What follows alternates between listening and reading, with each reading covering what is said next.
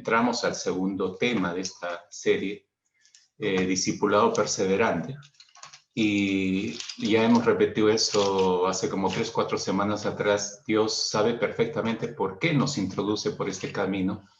Quizás nuestros hermanos de la iglesia de Pamplona recién están encontrando este tema, pero solamente para poderlos ilustrar acerca de lo que nosotros hemos avanzado en la anterior semana que empezamos esta serie. El Señor nos llevó a ver este año como un año donde nosotros debemos regresar simplemente a la estructura bíblica, y regresar a la estructura bíblica significa obedecer el mandato básico de Mateo capítulo 28, 18 al 20, y ese fue el principio a través del cual el Señor nos regresó a la obediencia, al discipulado perseverante. Es decir, discipulado perseverante, dijimos, es hablar de evangelismo. El discipulado se entiende, no puedo discipular si primero no evangelizo. Entonces las dos cosas van inmersas ahí, tanto debo evangelizar primero para poder discipular a alguien. Y esa forma de tanto evangelismo como de discipulado debe ser de manera perseverante. Y este es un término interesante, que no lo debemos dejar ir así fácilmente, ¿no? Hoy vamos a estar viendo el segundo tema, el cual el Señor nos ha llevado a intitularlo como de la abundancia en la mente habla la boca. Este es nuestro segundo tema de nuestra serie. Yo sé que usted sabe, el dicho popular dice la abundancia del corazón habla la boca, que tiene un respaldo bíblico, obviamente, pero ¿realmente del corazón sale eso o de la mente?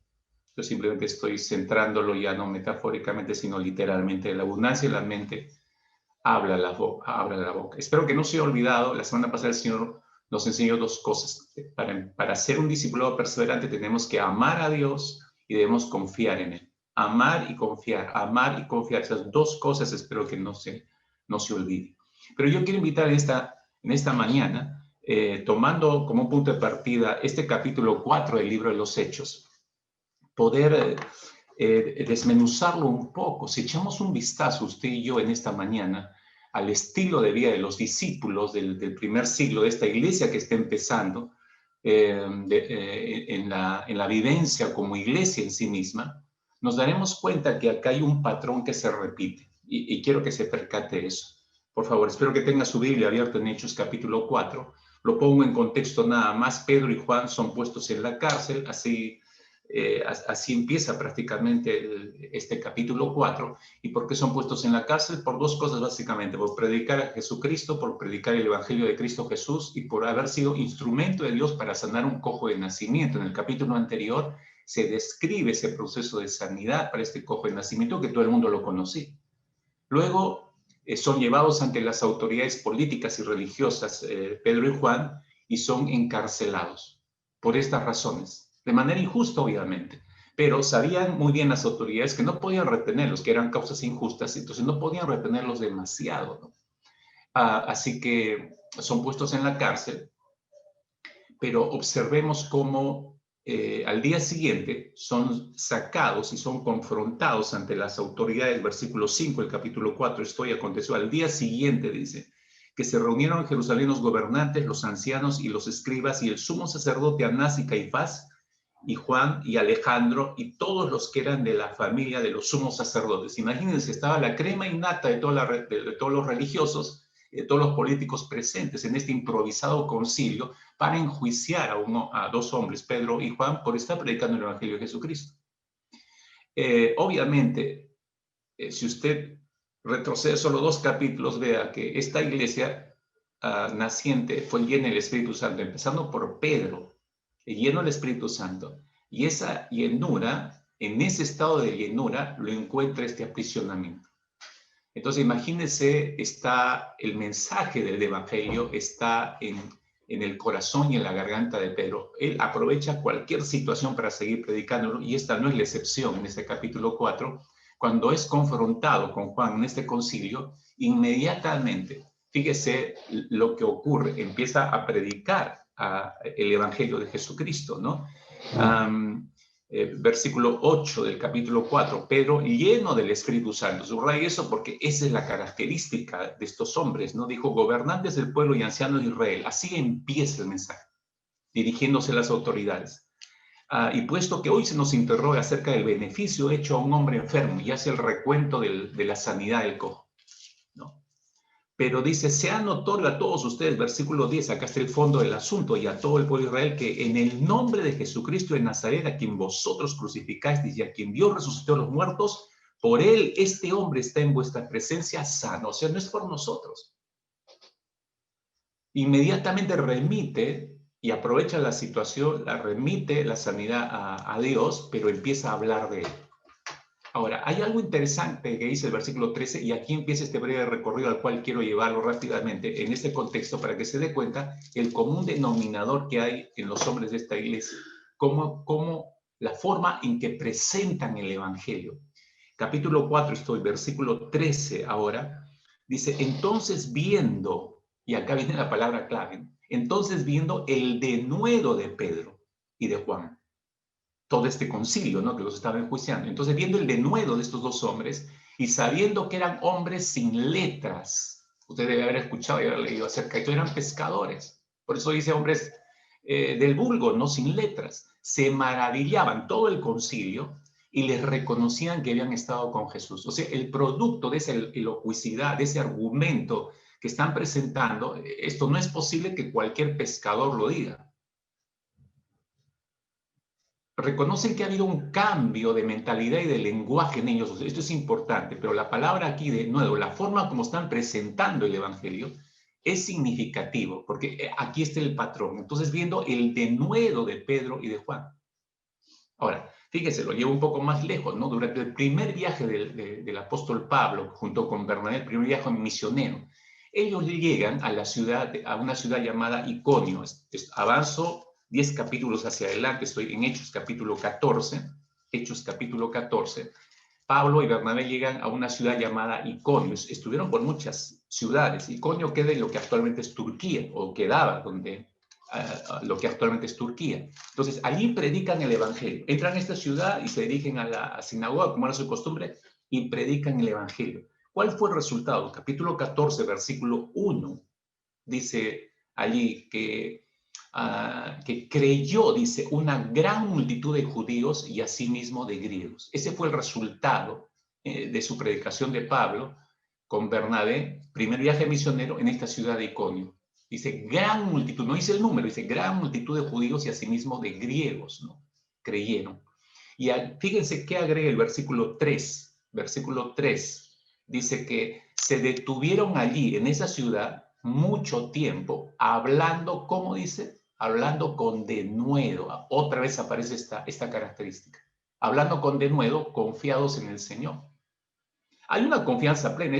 Cuando se encuentra la palabra confianza aquí, es una fe bien parada. Pero una cosa es la fe, pero otra es la comunicación del Evangelio. La forma en que están comunicando el Evangelio es con denuedo, ¿no? Con denuedo. El apóstol Pablo, seguimos avanzando un poco más, el apóstol Pablo ya está en su tercer viaje misionero, Hechos capítulo 18, avanza un poco más en este libro de los Hechos, Hechos capítulo 18, está en pleno viaje, en tercer viaje misionero, y llega a la ciudad de Éfeso. Esa ciudad sí nos suena porque existe una carta dirigida a la iglesia que se formó ahí. Pero el capítulo 18 nos da los detalles de cómo empezó esa iglesia en Éfeso. Entonces Pablo llega a Éfeso, se dirige a la sinagoga nuevamente principal y dice el capítulo 19 de los Hechos, versículo 8, 19, 8. Dice, y entrando Pablo en la sinagoga, habló otra vez, dice, habló con denuedo por espacio de 3 meses, discutiendo y persuadiendo acerca del reino de Dios. Fíjese. Pero otra vez aquí está la característica de cómo está presentando el Evangelio, con denuedo. Una cosa es el contenido, pero la forma de presentación del contenido del Evangelio con denuedo. Entonces, sin ir muy lejos, mis hermanos, en esta mañana, porque podría seguir revisando otros textos que le van a mostrar esto, no solamente en el caso de personas individuales como Pedro, Bernabé o Juan, sino de toda una iglesia, si simplemente retrocede al capítulo 4, recuerda lo que pidió esta iglesia, versículo 29, Ahora, Señor, mira sus amenazas y concede a tus siervos con todo denuedo hablen tu palabra. Ellos pidieron eso. Y luego usted, algunos versículos hacia adelante, versículo 31, dice que Dios los llenó del Espíritu Santo y hablaban con denuedo la palabra de Dios. Ya no es un solo individuo, es toda una iglesia, ¿no? Entonces, por eso digo, lo que usted ve evidentemente aquí, mis hermanos, usted notará que predicaban o presentaban el Evangelio, la iglesia primitiva del primer siglo, presentaba el Evangelio de Jesucristo siempre con denuedo. El denuedo es una característica resaltante y notoria de la manera como ellos compartían el Evangelio, vayan donde vayan. Ahora, solo para aclarar nuestras mentes, ¿qué cosa es denuedo? ¿Qué cosa es denuedo? La semana pasada estábamos definiendo esto, ¿no? En una primera acepción, ¿no? En una primera acepción, la palabra denuedo hace referencia a intrepidez, a valor, a esfuerzo. Intrepidez, valor, esfuerzo para hacer algo. Pero si lo trasladamos ese concepto a la iglesia, para los creyentes en el primer siglo, el denuedo es la voluntad, sería la voluntad para estudiar la palabra del Señor, la Biblia, con tesón y practicar esa palabra de Dios con sabiduría y decidida excelencia, dijo aquí. Entonces no es solamente asunto de leer un versículo o escuchar un audio todos los días, no. No, ese no es el trato con la palabra, sino hacerlo con denuedo, ¿no? Es estudiar la Biblia con tesón y predicar la palabra de Dios con sabiduría y decidida excelencia, ¿no? Para la gloria del Señor, obviamente. Ahora, lo que vemos en los discípulos de Cristo, si usted se ha percatado, es que ellos evangelizaban con denuedo. En los ejemplos que le he dado, ¿no? Entran y predican que si está presentando el evangelio, Pablo está evangelizando, esta iglesia pide al Señor, Señor, danos de nuevo para seguir predicando tu palabra, para que están evangelizando, salen y predican con denuedo, están evangelizando. Vemos a una iglesia, vemos a este grupo de discípulos de Cristo que están evangelizando con denuedo. Entonces, surge la pregunta de por sí sola. Ok, entiendo eso, pastor, pero ¿discipulaban con denuedo también? Por supuesto que sí, por supuesto que sí. Le doy un ejemplo rápido. Hechos 18, Hechos capítulo 18, son los primeros convertidos de la predicación del Evangelio que empiezan a congregarse y de esta manera empieza a nacer la iglesia en Corinto. Entonces, Pablo, el apóstol Pablo, sabe que estos nuevos convertidos son niños espirituales, no son creyentes recorridos, son niños espirituales que acaban de nacer y necesitan ser discipulados. O sea, primero los evangelizó con denuedo y él mismo sabe que necesitan esos niños espirituales ser discipulados. Entonces vemos a Pablo, fíjese, versículo 11, capítulo 18, y esto nos muestra el discipulado con denuedo. Dice, y se detuvo, referente a Pablo, se detuvo allí 1 año y medio enseñándoles la palabra de Dios. Recuerda lo que dijo el Señor Jesucristo, ¿no? En Mateo 28, 18 al 20, ¿no? Y a ser discípulos de todas las naciones, bautizándolos, ¿ok? Y enseñándoles que guarden todas las cosas que yo os he mandado. ¿Se acuerdan? Entonces es el mandato completo. No es solamente ir y predicar el evangelio, tirar folletos por aquí y por allá, sino enseñándoles, guiarlos hasta el bautizo, identificación con Cristo, pero es enseñarles todas las cosas, proceso de discipulado.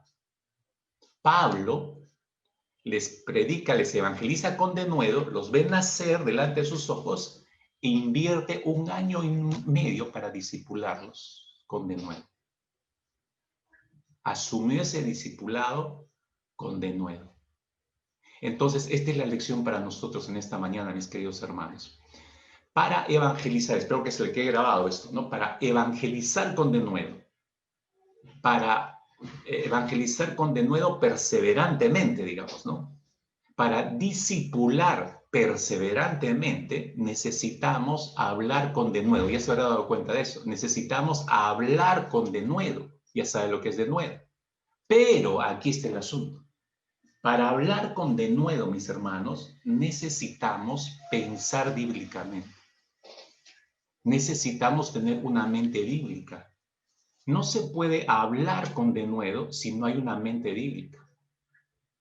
No se puede evangelizar con denuedo si no hay contenido bíblico en la mente. No se puede discipular. Jesús, otra vez regresando a Mateo 28, versículo 20, ¿no? Enseñándoles que guarden todas las cosas que yo os he mandado. Si yo no tengo ese contenido en mi mente, todo lo que el Señor Jesús mandó, entonces no voy a poder ejercer un discipulado perseverante, hermano. ¿Se da cuenta? Necesitamos pensar bíblicamente para hablar con denuedo. Necesitamos una mente bíblica para hablar con denuedo.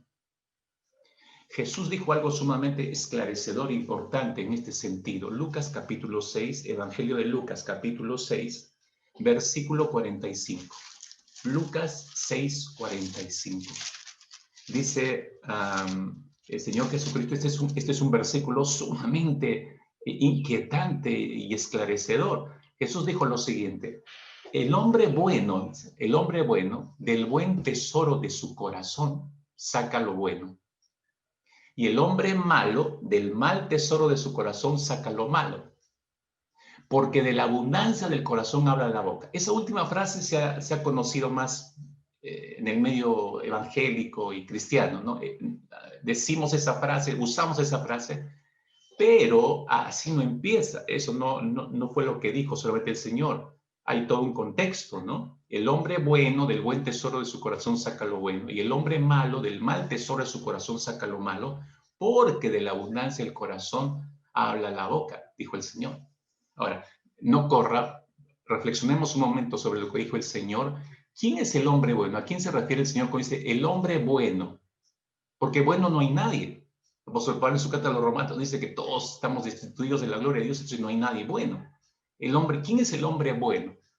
En el contexto Jesús está usando una ilustración. Evidentemente, él sabe que no hay ningún hombre bueno. El único bueno es Dios. Pero ¿quién es el hombre bueno? El hombre bueno aquí es el hombre de Salmos capítulo 1. ¿Recuerda? Eso lo vimos en el primer mensaje. Es el hombre de Salmos capítulo 1. Es decir, es el hombre que no anda en consejo de malos, como dice el Salmo 1. Empezando nomás el salmista. Es el hombre que no anda en consejo de malos. Es el que no está en camino de pecadores. Es el que tampoco se siente en silla de escarnecedores. Si no, dice, no hace nada de eso, sino que en la ley de Dios, en la palabra de Dios está su delicia. Y no solo dice que está su delicia, sino que dice que en esa ley, en esa palabra, medita de día y de noche. Revise usted los dos primeros versículos de Salmo 1 y usted va a encontrar esto. Ese es el hombre bueno, ¿no? Se le cataloga como el hombre bueno porque está haciendo todo lo correcto, ¿no? Y por eso a su tiempo da su fruto y no se cae su hoja, sigue diciendo el salmista. Entonces, pero este hombre está haciendo dos cosas específicamente para llegar a este tipo de conducta de no andar en consejo de malos, ni en camino de pecadores, ni metiéndose con gente malavida, qué sé yo, y cayendo en tentaciones. No, este hombre hace dos cosas disciplinadamente, ¿no? Se deleita en la palabra del Señor y medita en ella. Está ocupado día y noche, dice, día y noche. Ese es el hombre bueno. Dijo Jesús, el hombre bueno del buen tesoro de su corazón. El buen tesoro es justamente el resultado de su meditación en la palabra de Dios. En su mente ha atesorado todos los consejos y mandatos. Ahí almacenamos. Y todas las promesas del Señor. Ese es el buen tesoro, hermanos. No puede haber mejor tesoro que ese. Tomar la palabra y llenar nuestra mente de la palabra, no puede haber más grande ni mejor tesoro que ese. Tenga por seguro. Entonces Jesús se está refiriendo a eso. El hombre bueno, del buen tesoro de su corazón, saca lo bueno.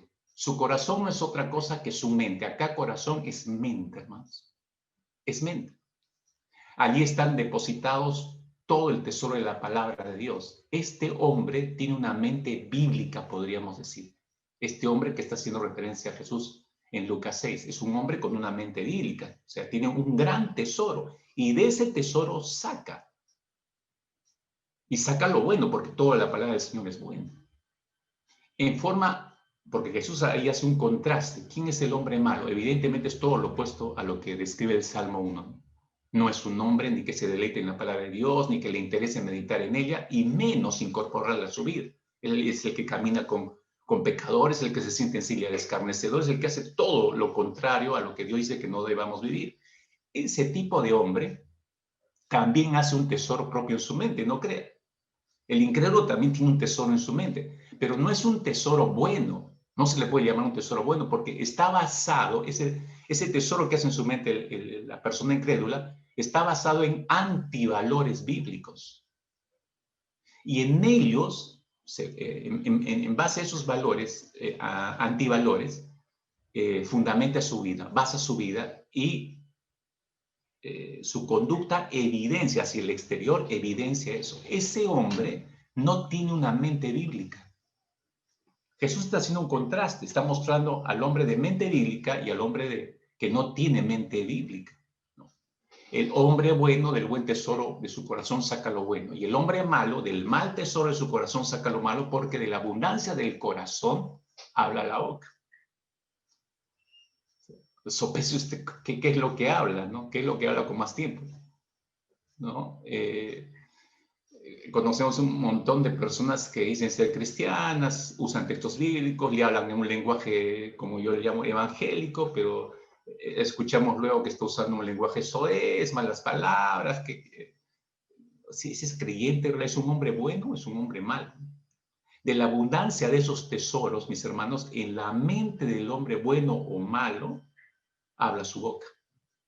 Se da cuenta usted entonces que nuestro hablar, todo lo que sale de nuestra boca, evidencia si tenemos una mente bíblica o no.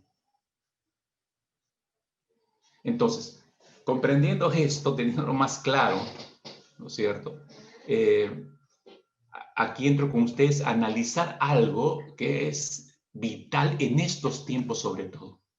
Se está diciendo ya, en el año pasado, desde mediados del año pasado, después de la cuarentena, ya se empezó a anunciar. Pero ahora, empezando este año, veo que con mayor énfasis se está diciendo esto preocupantemente, que durante el 2021 uno de los grandes problemas de los seres humanos va a ser su salud mental. Va a ser su salud mental. Cuando yo leí esa noticia, dije, Señor, qué sabio que eres, porque nos estás trayendo desde el año pasado, estás hablando cosas tan claras, nos haces entrar a este año y nos dices cosas como esta, ¿no? O lo que está empezando a decir en esta mañana, ¿no? Para ser buenos discipuladores perseverantes este año, primero hay que preocuparse por tener una mente bíblica, porque de la abundancia de la mente habla la boca. De la abundancia de la mente habla la boca. Entonces, pero aquí está el problema, mis hermanos, que causa el cortocircuito en la vida de los creyentes. El hombre, en sentido general, no solamente hablo de creyentes, en sentido general, el hombre no es tan consciente de cuánto ha afectado la caída de Adán y Eva, cuánto ha afectado su mente. No somos totalmente conscientes de eso. Creemos que miles de años atrás eso ocurrió, incluso algunos, ¿qué me importa? Eso no tiene que ver nada conmigo. Pero no, nos tiene que importar. El hombre no es tan consciente de cuánto ha afectado la caída su mente. Y esto es lo primero que quiero analizar y pensar junto con ustedes, ¿no? Si me ayuda a comunicaciones, pase la siguiente, por favor. Lo que decía, ¿no? Romanos capítulo 5, versículo 12. Romanos capítulo 5. ¿Se puede retroceder uno, por favor, Robert? Gracias. Eso estamos diciendo, ¿no? Esto es lo primero que quiero pensar con ustedes. El hombre no es tan consciente de cuánto ha afectado la caída a su mente, ¿no? Y lo llevo a un problema latente, porque fácil sería, tenemos que evangelizar, hermanos, evangelismo perseverante, discipulado perseverante. Pero se da cuenta qué importante es comprender que tengo que tener una mente bíblica en primer lugar. Tengo que llevar mi mente en la palabra para poder evangelizar bíblicamente, para poder discipular bíblicamente. Pero también hay un problema de fondo y grave, que no somos conscientes de cuánto ha afectado la caída de Adán y Eva, cuánto ha deteriorado nuestra mente. Lo que somos en la actualidad es producto de ese pecado. Fíjese, dice Romanos capítulo 5, ahora sí, Romanos 5, versículo 12, dice, por tanto, el pecado entró en el mundo por un hombre, y se refiere a Adán, y por el pecado de Adán, la muerte, porque eran eternos antes. Así la muerte pasó a todos los hombres por cuanto todos pecaron. Entonces, mis hermanos, acá derribamos el argumento de muchos que dicen, yo no tengo que ver nada, ese fue el pecado de Adán, ¿no? Si es que existió, incluso ponen en tela de duda, ¿no? Pero no tiene que ver nada conmigo. Miren qué esclarecedor el apóstol Pablo, ¿no? Dice, por ese hombre entró el pecado al mundo, y por el pecado de este hombre, Adán, entró la muerte. y nos pasó a todos, dice. Subraya, dice todos, todos los hombres, por cuanto todos pecaron, dice. Por eso estamos destituidos de la gloria de Dios. Los efectos de esa caída, mis hermanos, son numerosos y de gran alcance. El pecado ha afectado, y necesito que pensemos y reflexionemos en esta mañana bien esto, porque esto va a determinar nuestra forma de evangelizar, nuestra forma de discipular este año y de vivir nuestra vida.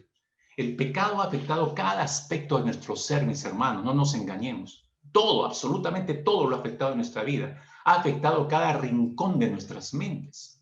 Ha afectado nuestras vidas en la tierra y ha afectado nuestro destino eterno. Por eso algunos van a resucitar para condenación y otros van a resucitar para gloria, para salvación.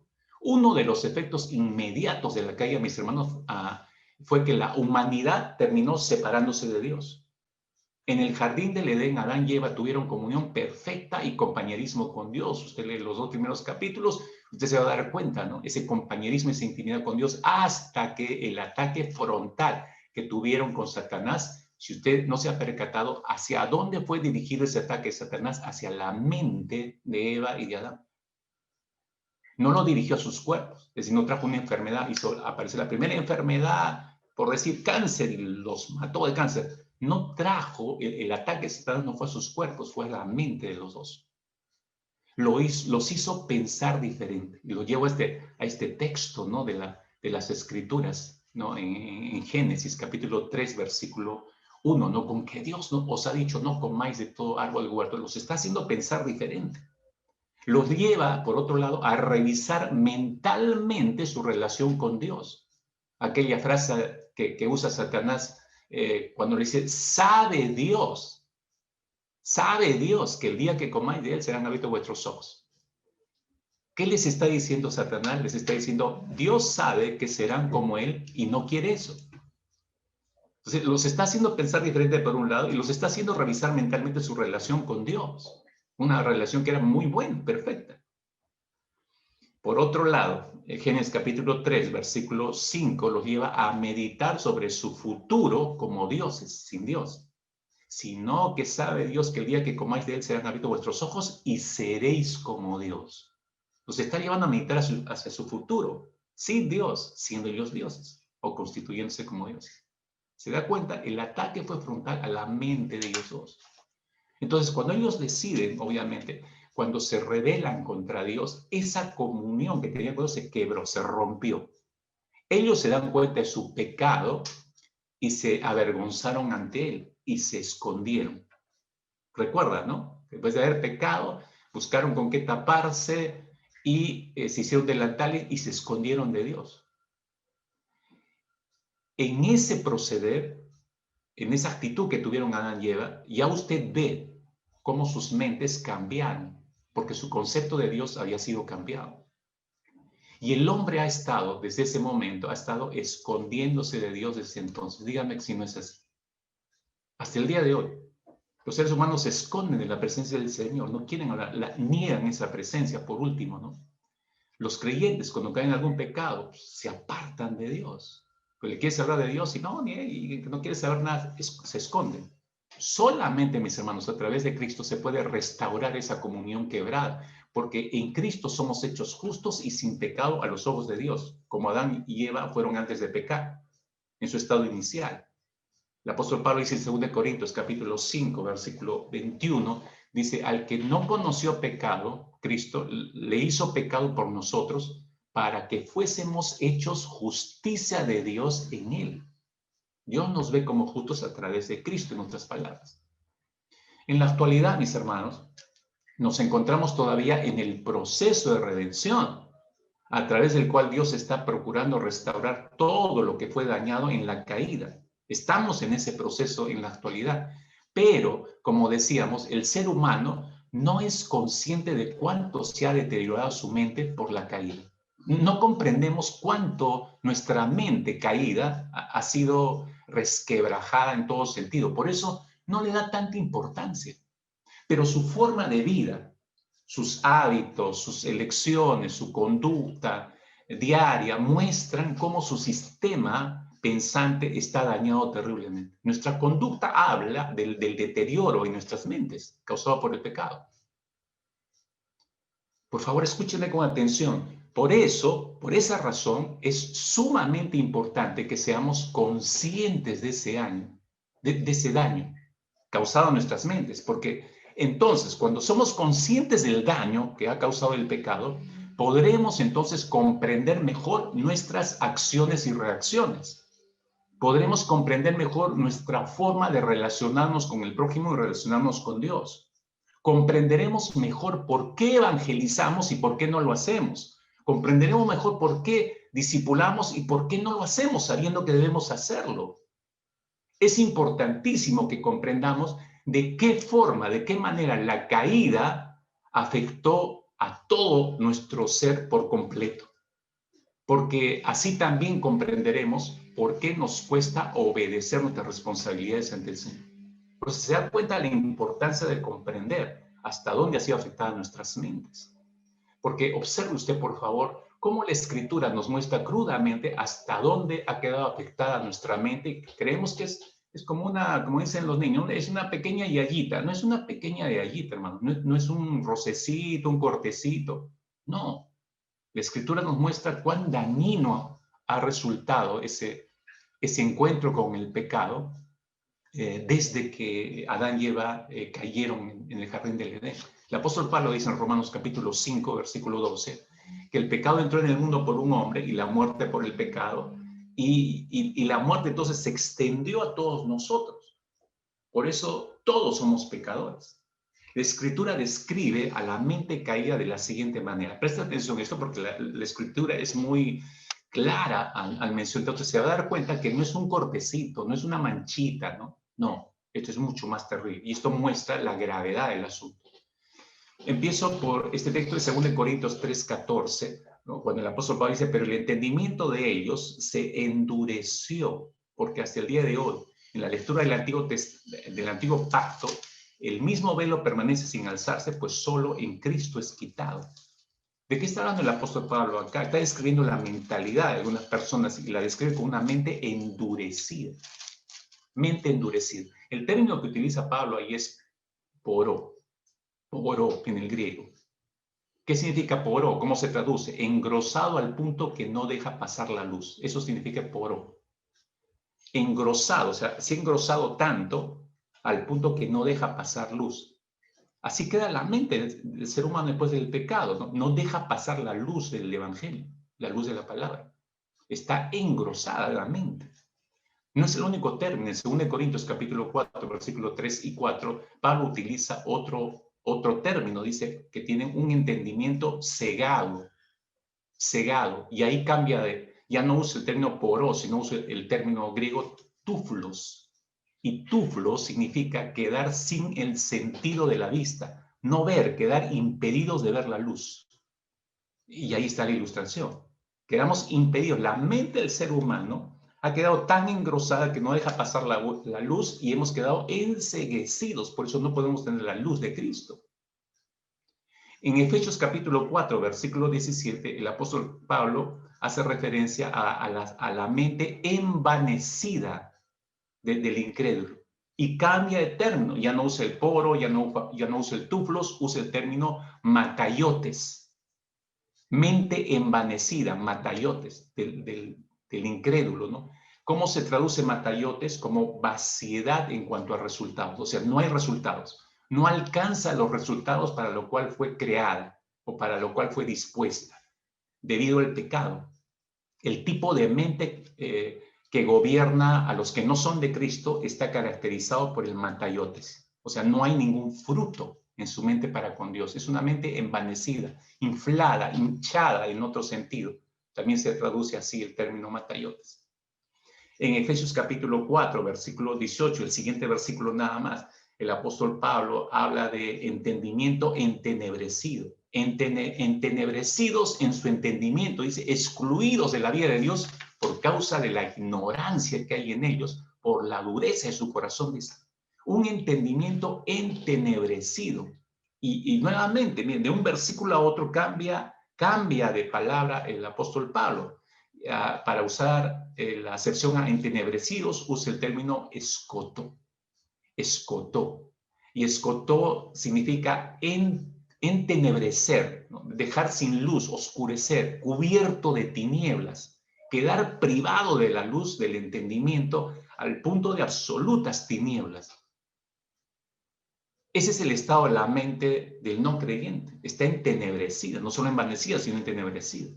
En Colosenses capítulo 2, versículo 18 a esta iglesia en Colosa, el apóstol Pablo usa otra acepción, refiriéndose a la mente del incrédulo. Habla de mente carnal.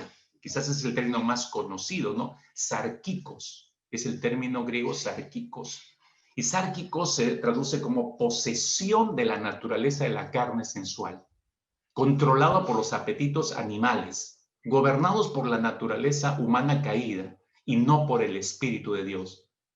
Lo grave del sárquicos, algunos lo definen como ausencia de espiritualidad. O sea, está muerta la persona. Por eso hay ausencia de espiritualidad. Miren la gravedad del estado de nuestra mente, cómo quedó después del pecado. Termino con un texto más, 1 de Timoteo, capítulo 6, versículo 5, donde Pablo dice, refiriéndose a la persona que no es de Cristo, su mente está totalmente ajena a las cosas del Señor, ¿no? Los describe como que están en constantes resillas entre hombres de mente depravada, que están privados de la verdad. Entonces, describe una mente depravada. Ya no habla de mente carnal, entenebrecida, envanecida. No, habla de una mente depravada y cambia de término. Ahí usa el término diectarmenos, y diectarmenos se traduce como torcido, desviado, malformado, viciado a extremo. Y así está la mente nuestra desde la caída del ángel. No es solamente que entró la muerte a través de, sino que la mente totalmente sufrió un estado, fue torcida, fue desviada, entró en un estado de tinieblas, se engrosó. Junte todas estas definiciones y usted va a ver la gravedad del asunto. Así la Escritura nos muestra el estado de nuestra mente. La mente del ser humano, mis hermanos, por causa de la caída, ha sido tan dañada que dice el apóstol Pablo, en 1 de Corintios, capítulo 2, versículo 14. 1 de Corintios 2, 14. Pablo hace como un resumen y dice, pero el hombre natural no percibe las cosas que son del Espíritu de Dios porque para él son locura y no las puede entender porque se han de discernir espiritualmente. Usted revisa todos los demás términos que acabo de compartir, se da cuenta cómo calza esto. El hombre natural no percibe las cosas que son del Espíritu de Dios. ¿Por qué? Porque está en tinieblas, está muerto, está viciado. No tiene vida espiritual, porque para él, por eso son locura. No las puede entender porque se han de discernir espiritualmente. Si está muerto espiritualmente, ¿cómo la va a discernir? Daño del pecado en la mente. Adán, después de haber pecado, perdió su orientación vertical. Es decir, su orientación hacia Dios, la que tenía de manera natural. Dios lo creó así, con una excelente relación vertical, la perdió. Entonces se torció, esa relación vertical se torció hacia sí mismo. Es por eso que cuando el mundo entra a la famosa, miren, empieza con Adán, ¿no? Ya no pierde esta relación vertical y la tuerce hacia él mismo, para ocuparse en él mismo, en sus deseos, en sus anhelos, y por eso pecó. Ahora, esto, fíjese, fue transmitido a todos los demás hombres. Donde haya, digamos, los historiadores dicen, alcanzó una cúspide en la famosa era de la razón. Ahí se notó el terrible daño que ocasionó en la mente de Adán, en la era de la razón. ¿Qué es la era de la razón? La era de la razón fue un movimiento del siglo XVIII en la humanidad. Ha pasado por varias eras la humanidad. Entonces, en la Edad Media se veía la edad de la religiosidad, del misticismo. Después de la era del misticismo, de la religión, ¿no? En la Edad Media se pasa, el ser humano pasa a otra era, la era de la razón, le llaman la era de la razón. La era de la razón, ¿qué representó para el ser humano en el siglo XVIII? Representó una especie de génesis en la manera en que el hombre se ve a sí mismo. Y eso es tan malo, usted dirá, malísimo. En esa era se afirmó lo siguiente, se afirmó que el ser humano es la medida de todas las cosas. Ahí está el problema. El hombre es la medida de todas las cosas. Entonces, todo se debe medir en función al hombre. Así planteó la era de la razón en el siglo XVIII. Eso demostró en el siglo XVIII cuán corrupta estaba la mente del ser humano, porque es una locura. Todo hay que medirlo de acuerdo al ser humano. O sea, de acuerdo a la criatura, no de acuerdo a Dios. Todo tenemos que medirlo de acuerdo a Dios. Pero en la era de la razón se pasó, se descartó a Dios y hay que medirlo todo. El hombre es el punto de partida para todo, en otras palabras. Pero eso demuestra el deterioro de la mente, hermanos. Como ahora está mostrando en nuestro presente siglo, dígame, la forma de pensar de la gente que muestra que el ser humano se sigue deteriorando en su mente. El gran reformador Juan Calvino dijo lo siguiente: porque nuestra naturaleza, miren lo que dijo, nuestra naturaleza no solo está destituida de todo bien, sino que es fértil y fructífera con todo tipo de maldad que no puede estarse quieta. Cualquier cosa que esté en el hombre, desde el entendimiento hasta la voluntad, desde el alma hasta la carne, han sido corrompidas. De esa manera describió la corrupción en nuestro interior, la corrupción en nuestra mente. Eso es crudo, hermanos. Entonces, si nuestra mente está corrompida por el pecado, espero que usted llegue a esta conclusión junto conmigo, todos nuestros pensamientos lo están también. No es que solo una parte ha sido afectada. Y nuestra forma de razonar, entonces, no es de lo mejor. Esta es la razón por la que Juan Calvino habla de depravación total del ser humano, enfatizando que todas las facultades del ser humano han sido tenidas por el pecado, todas. Esa mente razona, esa mente dañada, fíjese cómo razona, y ahora trasladándolo a nuestro propio razonamiento hoy en día, usted se va a dar cuenta, y quizá alguien calce en estos razonamientos que pensó que estaba razonando bien, pero no. Esta es la muestra que nuestra mente está terriblemente dañada, como decía Calvino, ¿no? Hay una depravación total. ¿Cómo es el razonamiento de este tipo de mente en la actualidad? Doy algunos ejemplos rápidamente. Por ejemplo, nosotros decimos, somos lo que logramos ser nosotros mismos. Somos lo que logramos ser nosotros mismos. Si usted piensa así, fíjese, este es un pensamiento del movimiento de la era de la razón del siglo XVIII. Por tanto, si nosotros somos lo que logramos por nosotros mismos, estamos descartando ya a Dios. Porque dice la Escritura que todo viene del Padre de luces de lo alto hacia nosotros y estamos agradecidos con Él. Pero no acá. Si nosotros logramos por nosotros mismos, entonces lo más importante acá son nuestros títulos. Porque nuestros títulos y nuestros logros nos dan identidad y son nuestra mejor carta de presentación. Cuando el profeta Isaías dice todo lo contrario, dice que nuestras mejores obras, logros, títulos, cartones, son como trapos de inmundicia delante de Dios, ¿recuerda? Entonces, eso no nos da identidad, mis hermanos. Más bien, en Cristo hallamos nuestra verdadera identidad. O sea, está mal que yo tenga un título, un diploma. No estoy diciendo que esté mal, mis hermanos. Lo errado es que eso nos dé identidad. Eso no puede darnos identidad. Nuestra identidad está en Cristo. Lo otro son bendiciones que el Señor nos permite tener simplemente en esta vida. Entonces, decimos eso, pero eso muestra el daño de nuestra mente. Por eso pensamos así. Segundo ejemplo, hacemos cosas malas, pecamos terriblemente, pero decimos que no somos personas tan malas y decimos que no hemos pecado tan terriblemente. ¿Por qué? Porque hay gente peor que nosotros.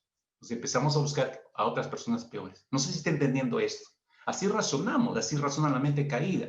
Hacemos cosas malas, pecamos terriblemente, pero decimos, pero no somos tan malos.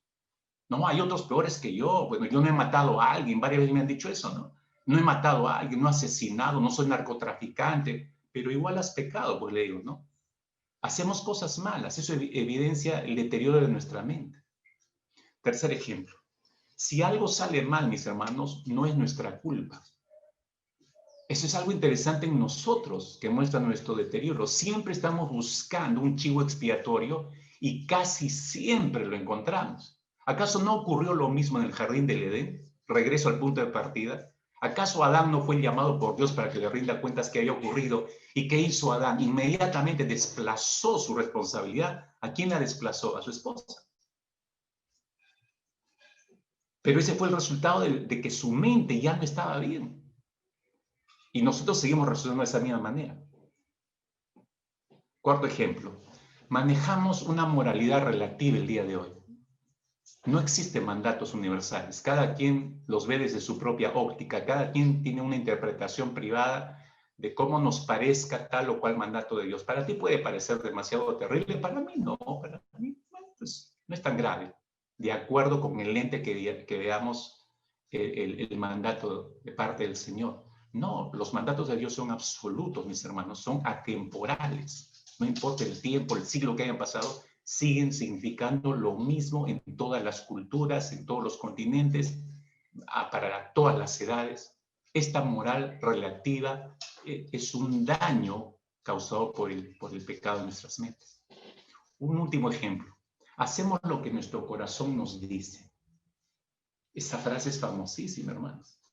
Hacemos lo que nuestro corazón nos dice. Es decir, nos dejamos, miren, nos dejamos guiar por un sistema de emociones que está totalmente corrompido. Ya se lo demostré los últimos 15 minutos. Nuestro sistema emocional está totalmente corrompido. Juan Calvino dijo, habló del deterioro integral, total del ser humano. Entonces, nuestras emociones, mis hermanos, están corrompidas igual.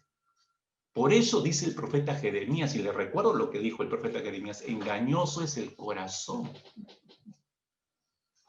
¿Qué estaba diciendo Jeremías? Estaba diciendo, nada hay tan engañoso y perverso como el corazón humano. ¿Quién es capaz de comprenderlo? Nadie. Y sin embargo, la recomendación va de arriba a abajo, ¿no? Ay, que no sé qué decisión tomar. Haz lo que tu corazón te diga que debas hacer. ¿No es cierto? ¿Cuántas veces nos ha salido eso de la boca? ¿No? Pero le hago todo este recuento, mis hermanos, y me detengo acá porque necesitamos ser conscientes. El ser humano no es consciente de cuán grave ha sido el deterioro de su mente por causa del pecado cuando entró al mundo por un hombre. Así están nuestras mentes, mis hermanos. Bueno, quizás alguno me esté diciendo, pero pastor, yo ya tengo a Cristo, gloria a Dios, y tengo la mente de Cristo. La próxima semana voy a hablar acerca de la mente de Cristo, cómo entra la mente de Cristo a tallar acá. Dice, tengo la mente de Cristo. Sí, pero el hecho de decir, tengo la mente de Cristo, le voy a decir algo que espero que le ayude a ilustrar. En la década de los 60, le voy a poner un ejemplo, en la década de los 60, usted sabe, entrando en la década de los 60, murió este gran científico Albert Einstein. Entonces su cadáver pasó la autopsia como cualquier hombre. El médico que hizo la autopsia tuvo la genial idea de robarse el cerebro de Albert Einstein. Se le sacó el cerebro y se lo robó. Por muchos años nadie sabía dónde estaba, hasta que pasaron varios años y él admitió que lo tenía. ¿Qué había hecho con el cerebro? Había cedido algunas partes a algunas universidades del mundo para el estudio del cerebro de Albert Einstein. Entonces, este es el punto, mis hermanos. Este científico tenía el cerebro, literalmente hablando, tenía el cerebro de Albert Einstein. Pero él lo tenía, pero eso no significaba que pensaba como Albert Einstein, que actuaba como Albert Einstein. Tenía el cerebro, pero no tenía ningún efecto sobre él, excepto la curiosidad de saber cómo funciona el cerebro de un sabio. Igual nos ocurre a nosotros, tomamos el texto de 1 Corintios y decimos que tenemos la mente de Cristo, es como tener el cerebro de Einstein, pero ¿qué efecto tiene sobre mí? La admiro, la veo, la tengo en un recipiente como lo tenía este científico y la mostró después de muchísimos años y se vio el cerebro de Einstein, etcétera, pero no tenía ningún efecto sobre nosotros. Tenemos que tener cuidado de eso, mis hermanos. O sea, por eso qué importante es tener una mente bíblica, desarrollar una mente bíblica. Y esto me lleva al segundo punto de esta mañana. El hombre no es tan consciente de la importancia de tener una mente bíblica, mis hermanos. Yo le estoy diciendo esta mañana, es importantísimo por todas las razones de hace un instante que le he dado, tan deteriorada está nuestra mente, necesitamos formar una mente bíblica. Usted me puede escuchar y decir, gloria a Dios, amén. Pero usted sigue igual. No es consciente de cuán importante es que desarrollemos eso, hermanos míos. Déjeme explicarle esto y espero, ni siquiera voy a usar este término, pretendo entusiasmarlo. Mi meta no es entusiasmarlo. Le estoy predicando la palabra y oro porque esa palabra impacte en su mente y lo transforme, como lo está haciendo con nuestras vidas. Entonces voy a este texto tan conocido y que varias veces hemos rezado ese texto, Romanos capítulo 12, versículo 2, para explicarle este punto. El hombre no es tan consciente de la importancia de tener una mente bíblica. Romanos capítulo 12, en su Biblia, versículo 2, Romanos 12, 2, dice el apóstol Pablo, ¿no?, a los creyentes de la iglesia en Roma, le dice, y no os adaptéis, ¿no? Voy a leerlo en una versión un poco diferente a la que usted está manejando, Reina Valera, ¿no? Porque dice, no os conforméis en Reina Valera. Esta versión dice, y no os adaptéis a este mundo, sino transformaos por medio de la renovación de vuestra mente para que verifiquéis cuál es la voluntad de Dios, lo que es bueno y aceptable y perfecto. ¿Para qué está haciendo el apóstol Pablo al mencionar esto a los creyentes? Claramente, mis hermanos, podemos comprender y ver la intencionalidad de Pablo. Les exhorta a ellos y a nosotros, por cierto, que por medio de nuestra mente debemos resistirnos a conformarnos al molde del mundo. A través de nuestra mente nosotros podemos decidir aceptar algo del mundo o no. A eso me refiero, resistirnos a conformarnos a este mundo. Dios, Cristo, no va a hacer eso por nosotros. Que vive dentro de nosotros, que tengo la mente de Cristo, pero yo tomo la decisión, es igual como Adán. Dios no lo forzó a pecar, él decidió hacerlo. No se resistió a la invitación de Satanás. ¿Cómo lo hacemos? Se estará preguntando. Estoy tratando de pensar en cosas prácticas para usted rápidamente. ¿Cómo lo hacemos? Renovando nuestra mente, dice el apóstol Pablo. Hay que renovar la mente. Es decir, no me puedo conformar por decir que tengo 40 años en la fe, soy evangélico, ya estoy bien. No, necesitamos renovar nuestra mente, hermanos. ¿Cómo? Me seguirá preguntando. Ya, ok, lo entiendo, pastor. ¿Cómo? ¿Cómo? Mire, usando la palabra de Dios y dejándonos guiar por el Espíritu Santo para ser transformados. En otras palabras, no voy a ser transformado en mi mente si no tomo la palabra, ¿no?, y la hago un tesoro sobre mi mente y dejo que el Espíritu Santo use todo eso, no solo para alabarme, sino para guiarme. Solo así vamos a experimentar transformación en nuestra forma de pensar y de actuar. Mis hermanos, es imposible, anote por favor esto, es imposible experimentar una transformación de vida si nuestra mente no es transformada primero. Repito, es imposible experimentar una transformación de vida si nuestra mente no es transformada primero. Todos aquellos que han hecho promesas de principios de año, el jueves estuvimos pidiendo perdón al Señor por nuestros primeros pecados del año, porque 7 días y estábamos otra vez buscando el rostro de Dios para ser limpiados. ¿Por qué? Porque eso muestra el deterioro de nuestra mente, hermanos. Por eso necesitamos transformar nuestra mente a una mente bíblica. Es decir, todas las promesas que usted hizo a principio de año no van a ser efectivas, no va a haber transformación si primero su mente no es transformada. Ese es el punto, hermanos. Y eso nos lleva a nuestro énfasis del año, ¿no? Si nuestra mente no es transformada primero, no vas a poder evangelizar perseverantemente. Te lo digo desde ahora. No vas a poder discipular perseverantemente.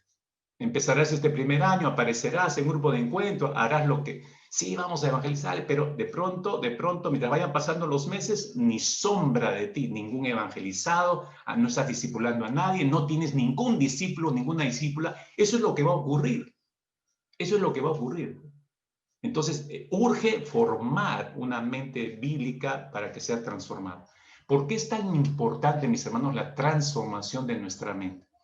Le explico esto rápidamente. Escúcheme. La mente es el centro de operaciones que dirige nuestros pensamientos, nuestras emociones, nuestras decisiones, nuestras acciones. Te lo explico de otra manera.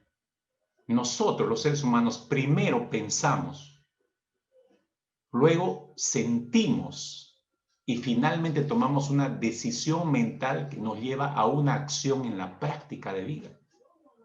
Entonces, ¿dónde está el punto de partida? En la manera como estructuramos nuestros pensamientos, en nuestro sistema pensante. Primero pensamos, luego esto desciende al corazón, sentimos, finalmente esto nos empuja a tomar decisiones que nos van a llevar a acciones. prácticas.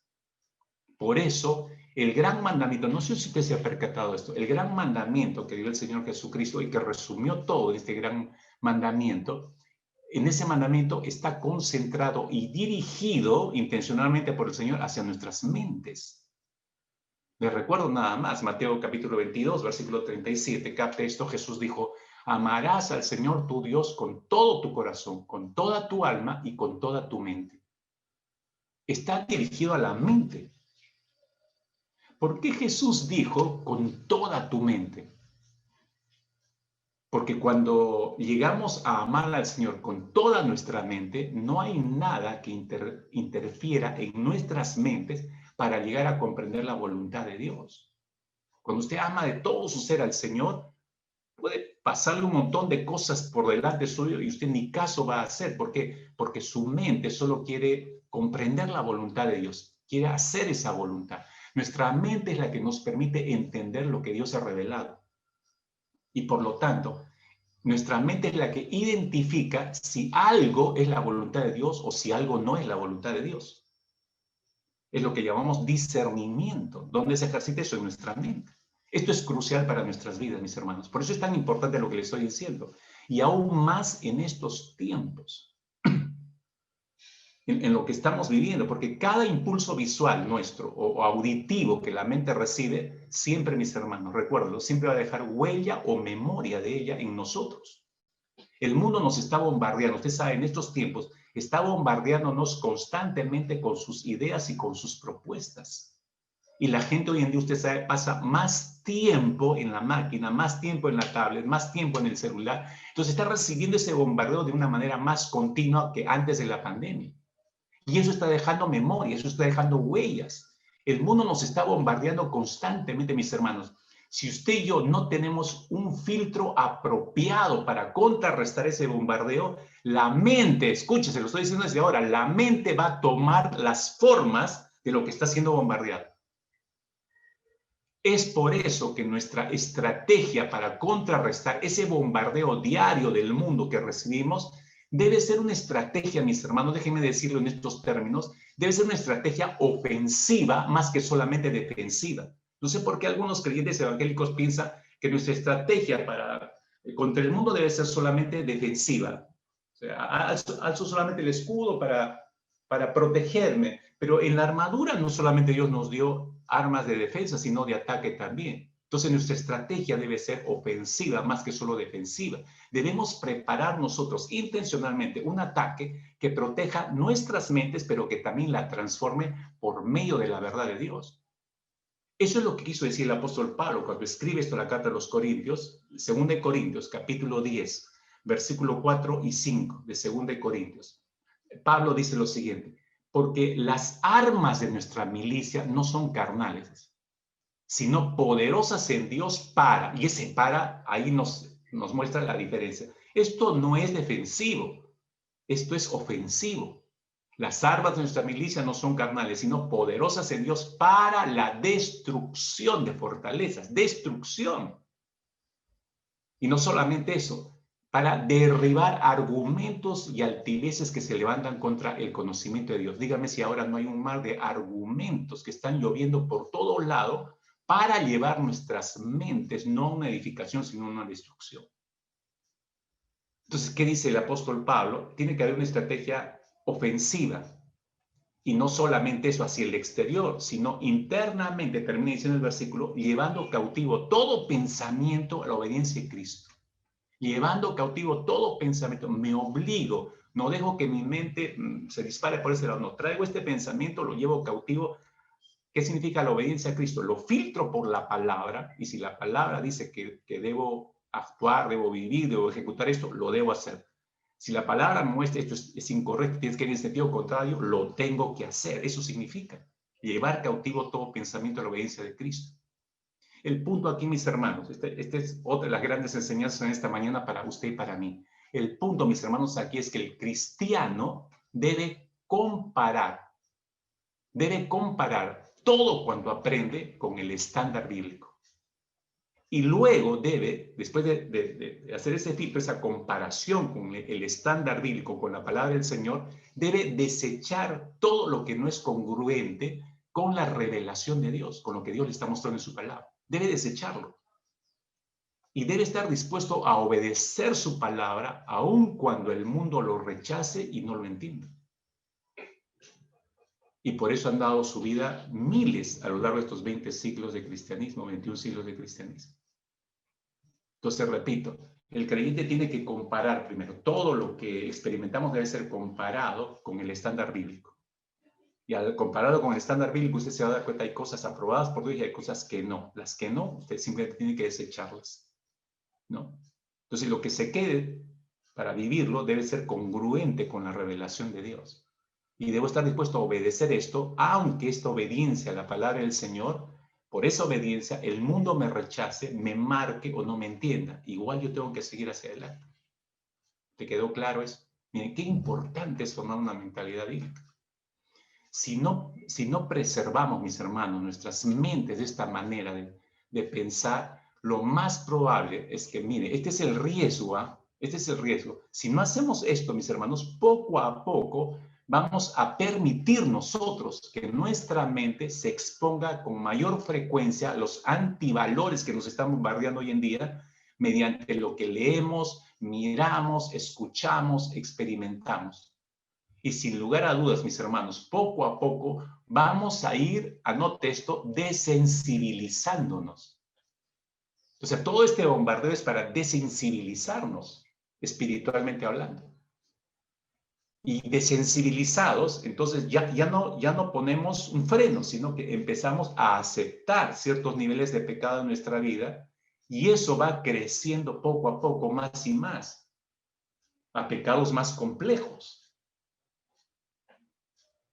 Está captando, mis hermanos, por favor, esto es importantísimo, ¿no? Si no preservamos nuestras mentes haciendo todos estos filtros, llevando cautivo todo pensamiento de la obediencia de Cristo, lo más probable es que vamos a permitir nosotros que ingresen a nuestras mentes esos antivalores y esos antivalores que ingresan a través de lo que vemos en la televisión, lo que estamos en la computadora, lo que leemos, lo que escuchamos, lo que experimentamos, lo que nos dice constantemente el compañero del trabajo y todo el día está hablando de sandeces y eso va entrando por mis sentidos y lo estoy permitiendo. Poco a poco vamos a empezar a aceptar niveles de pecado en nuestra vida cada vez mayores.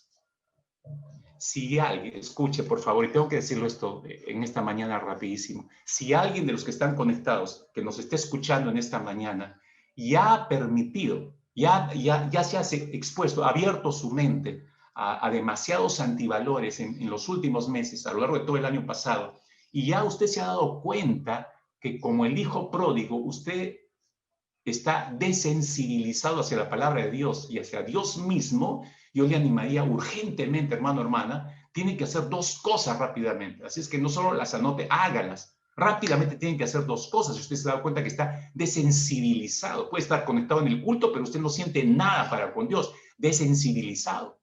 Haga dos cosas rápidamente. Número uno, debe alejarse de la fuente que lo ha desensibilizado.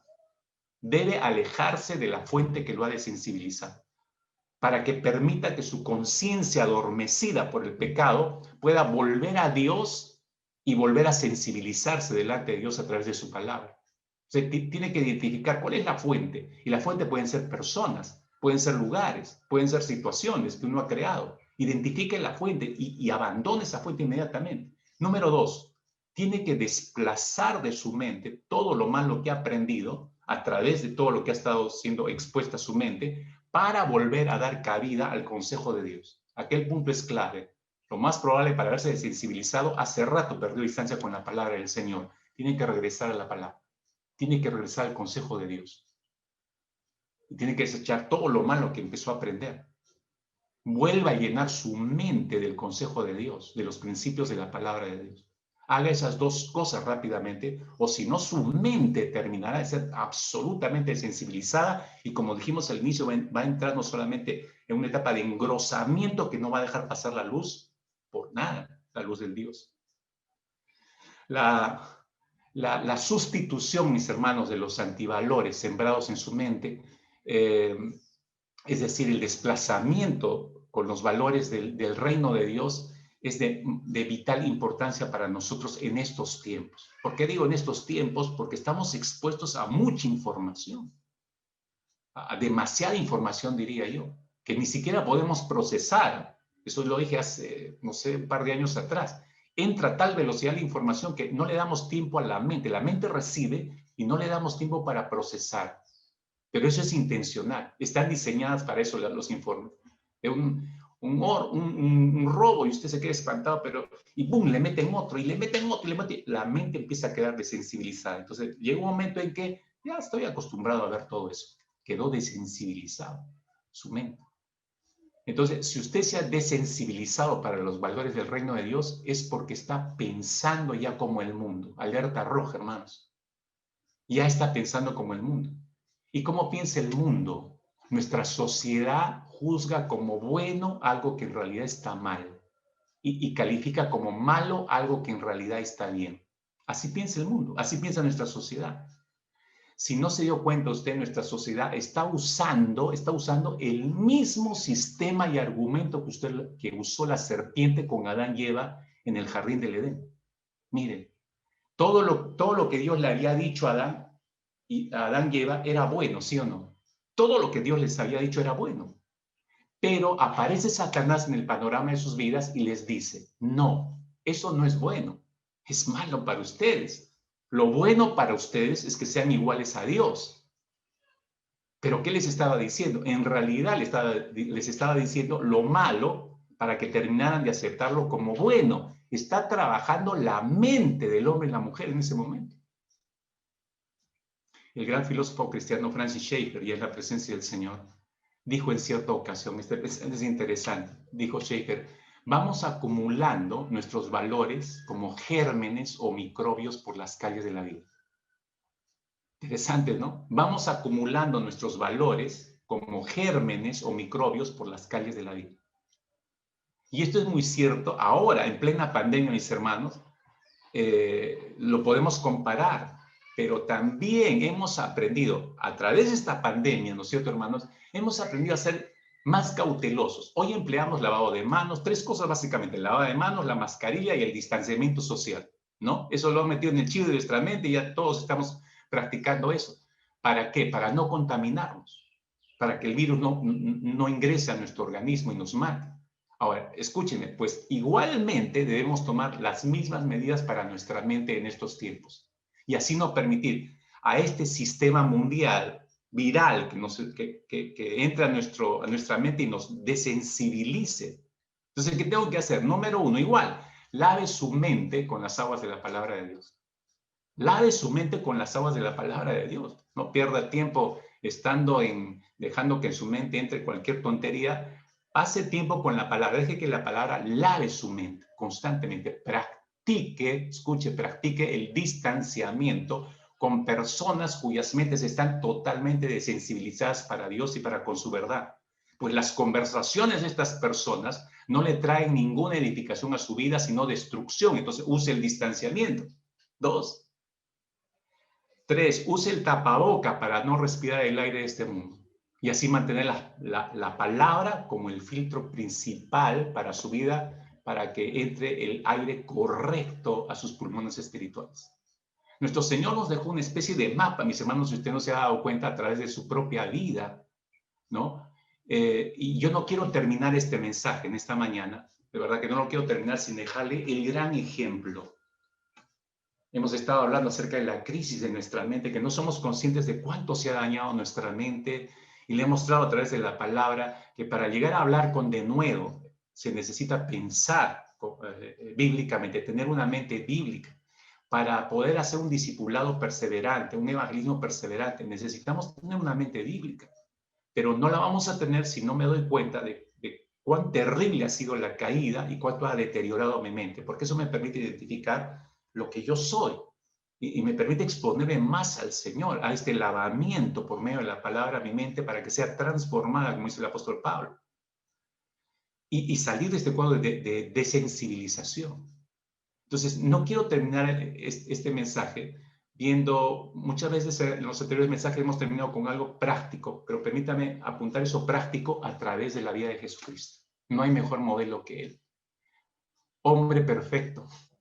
No solamente Dios, hombre perfecto. Observemos, por favor, cómo Jesús vivió en medio de una sociedad desensibilizada que terminó crucificándolo. A lo suyo vino y los suyos no le recibieron. Eso es desensibilización. Israel conocía todas las profecías mesiánicas, ¿cómo no lo identificaron al Señor? Los religiosos las manejaban al dedillo, ¿cómo no identificaron al Señor? Una sociedad desensibilizada, los religiosos desensibilizados. Y esa misma sociedad es la que estamos viviendo en estos tiempos. Y Jesús estuvo en medio de ello, pero dicen las Escrituras que Jesús fue tentado en todo, pero nunca pecó. ¿Cómo lo hizo?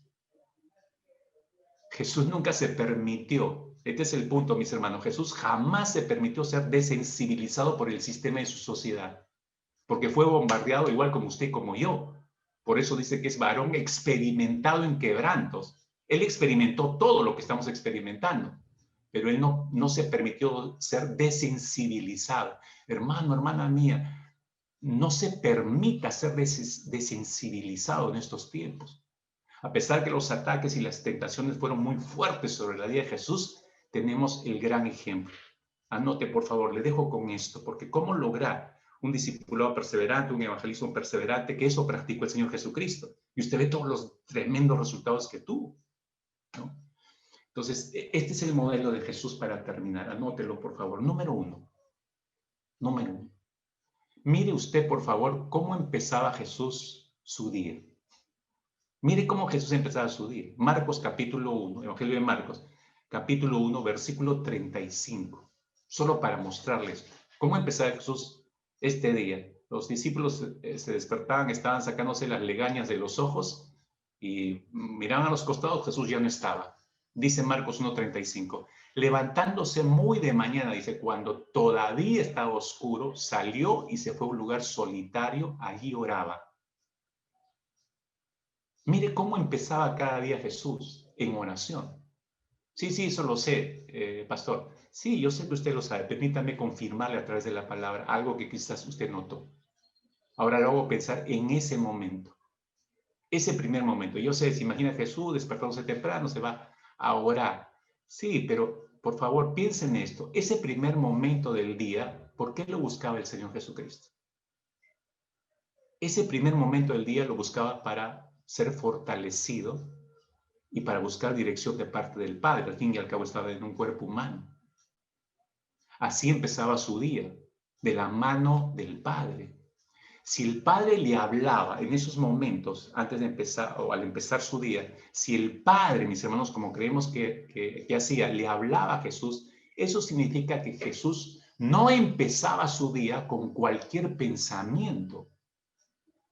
Dicho de otra manera, Jesús no dejaba que su mente sea ganada por cualquier pensamiento. Su primer pensamiento era buscar al Padre, buscar en él su palabra y escuchar lo que tenía que decir al Padre. Con eso empezaba su día. Así mantenía su mente a lo largo del día concentrada en lo que el Padre le dijo temprano. Si usted cree que puede vivir sin eso cada día, qué triste es escucharle eso. Separados de mí nada podéis hacer, dijo Jesús. Ahí resume esta profunda práctica de Jesús y que creo que a la cual debemos regresar. Mire cómo empezaba su día. Ahora siga Jesús. Empezaba así el día. ¿Qué hacía durante todo el día? Porque durante todo el día usted sabe, porque ha leído un poco los evangelios, supongo, recibía una andanada de ataques terribles. Cuestionaban lo que le enseñaba, lo insultaban, lo ofendían, le hacían preguntas capciosas con doble filo, tenía que enfrentar diversos caracteres de las personas, tenía que enfrentarse al mundo demoníaco de continuo. Pero no sé si usted se dio cuenta que siempre está diciendo Jesús, escrito está, oíste que fue dicho, mas yo os digo. ¿Qué dice la ley o cómo está escrito en la ley? ¿Se da cuenta? Usted lee los evangelios y de continuo le escucha estas frases al Señor. Y detrás de eso, paje empalmado con las enseñanzas escriturales. Eso nos muestra que Jesús tenía una mente bíblica. Y siempre esa mente de Jesús bíblica estaba en acción a lo largo de todo el día, estaba girando en torno a ese conocimiento bíblico, contrarrestando todo pensamiento que se quisiera filtrar a su mente y desestabilizarlo y desensibilizarlo. A lo largo de todo el día practicaba eso Jesús. Yo no me imagino, y no creo que haya sido la práctica de Jesús a lo largo del día, conversaciones que no tuvieran ningún sentido eterno y trascendente. No, él vivía pensando bíblicamente Jesús. En tercer lugar, seguimos. A lo largo de todo su día, ¿cómo eran todas las conversaciones a lo largo de todo su día de Jesús?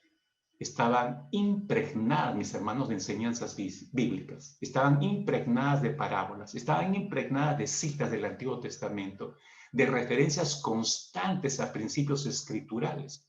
Eso nos muestra que el sistema pensante de Jesús estaba conectado maravillosamente al 100% con la palabra de Dios.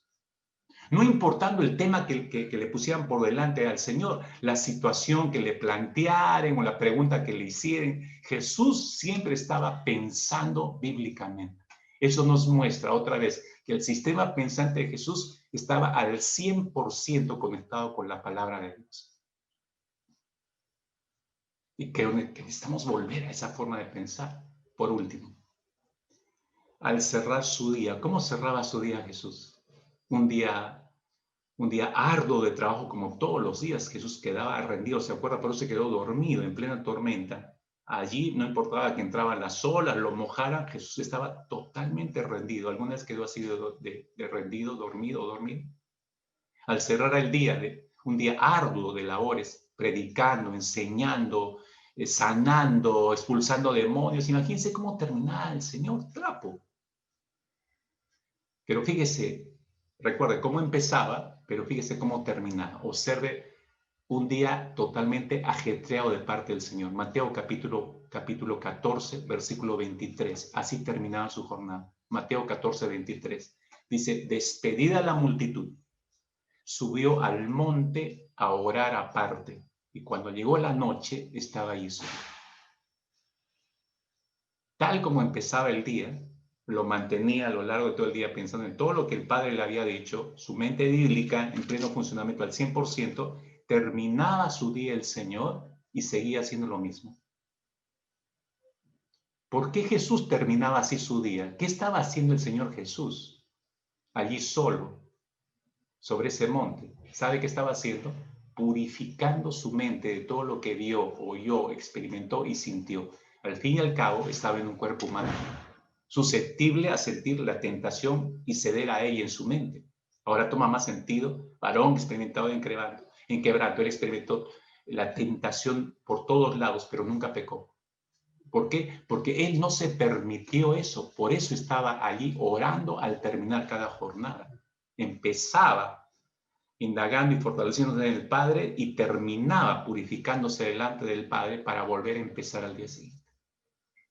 4 cosas específicas, mis hermanos, que les estoy compartiendo para terminar el mensaje de hoy. Mire cómo empezaba Jesús, mire cómo seguía su día, mire cómo eran sus conversaciones a lo largo del día, mire cómo cerraba su día.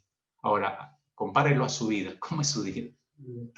Usted empieza así, termina así, sus conversaciones son así, enfrenta así las luchas, las batallas a diario, como Jesús. Oremos. Padre, que nuestra vida pueda ser no solamente una canción que te agrade, Señor, sino que todo lo que pensemos pueda glorificarte a ti en todo tiempo y en todo momento también, Señor.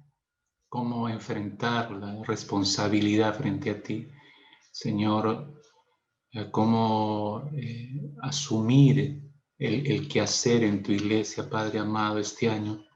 Si no nos permitimos primero que tú afectes nuestras mentes y tú transformes nuestras mentes, Señor. Por eso oramos, tomando y haciéndonos de la palabra vertida en esta mañana, Señor. Oramos por todos y cada uno de nosotros, Señor. Por los cercanos y por los lejanos, por los tibios, por los fríos, por los indiferentes, por los que sienten y viven la llenura de tu Espíritu, Señor. Padre, oramos por todos, que tú vuelvas a sensibilizar todos nuestros corazones, Señor. pero sensibilizarlo para ti, para terminar como el salmista, amando y deleitándonos en tu palabra, Señor. Y deleitarnos no en la contemplación, sino en la obediencia de esta. Padre, oramos por toda la iglesia en esta mañana, amado Dios. Tú sabes por qué cada uno de los que nos conectamos en esta mañana, tú sabes por qué razones nos permitiste estar en este servicio. Y tú sabes por qué, Señor, nos has dicho lo que nos has dicho hoy y por qué teníamos que escucharlo hoy y no otro día y no en otra semana u otro año. ¿Por qué hoy precisamente, Señor? Definitivamente todo esto habla de los propósitos tuyos y de lo que tú mismo estás haciendo. Y entendemos la gravedad del asunto de nuestras mentes, Señor, cuánto han sido dañadas. Y por más que querramos ni siquiera pensar esto, pero el hecho de no pensar en este asunto ya muestra el deterioro de nuestra mente, Padre. Porque cuando somos más conscientes de lo que ha ocurrido por causa del pecado en nuestras mentes, Señor, es cuando más urgimos y necesitamos de ti. Es cuando más debemos buscarte, Señor. Y oramos por eso, porque nos lleves a una búsqueda profunda de ti, Señor. Que la plenitud de tu presencia pueda llenarnos a nosotros plenamente, Padre. Que tu palabra, Señor, termine por asentarse tanto en nuestra mente que sea nuestro principal tesoro que guardar. Padre, te damos muchas gracias por todo lo que nos has permitido hoy. Ahora vienen no solo decisiones, ahora vienen las ejecuciones en obediencia de todo lo que, Señor, has puesto en nuestra mente y en nuestro corazón. Que podamos tomar las decisiones correctas, Padre bueno, y que podamos vivir lo que es correcto y lo que trae gloria a tu nombre. En el precioso, Señor, mérito de nuestro Señor Jesucristo oramos así, Padre bueno. Amén. Amén.